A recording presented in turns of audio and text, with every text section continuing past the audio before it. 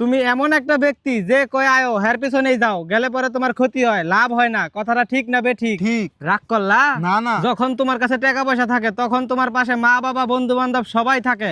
যখন তোমার কাছে টাকা পয়সা থাকে না তখন তোমার পাশে মা বাবা বন্ধু বান্ধব আত্মীয় স্বজন কেউ থাকে না।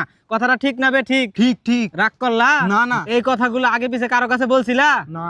তুমি মানুষের পিছনে হাজার হাজার টাকা নষ্ট করো, তোমার পিছনে কেউ 10টা টাকা ক্ষতি করে না। এটা কি ঠিক না বেঠিক? ঠিক। আরেকবার কও বিসমিল্লাহ। বিসমিল্লাহ। আরেকবার কও সুবহানাল্লাহ। সুবহানাল্লাহ। বিশ্বাসে বস্তু মিলে তর্কে বহুদূর। তোমারে যেই কথাগুলা বলছি সত্য বলছি না মিথ্যা বলছি? জি সত্য বলছেন। তুমি এমন একটা ব্যক্তি মানুষের দুঃখ কষ্ট দেখতে পারো না, তাকে পাশে গিয়ে দাঁড়াও, কিন্তু তারাই তোমার ক্ষতি করার লেগে পিছনে ঘুরে। কথাটা ঠিক না বেঠিক? ঠিক। রাগ করলা? না। কিছুদিন আগে অনেক বড় একটা বিপদে পড়ছিলা, অনেক বন্ধু বান্ধবের কাছে 10-20-50 হাজার টাকা হাওলাত চাইছিলা, তারা তো ফোন ধরেই নাই, এখন তোমার লগে যোগাযোগ বন্ধ করে দিচ্ছে। কথাটা ঠিক না বেঠিক? ঠিক ঠিক। রাগ করলা?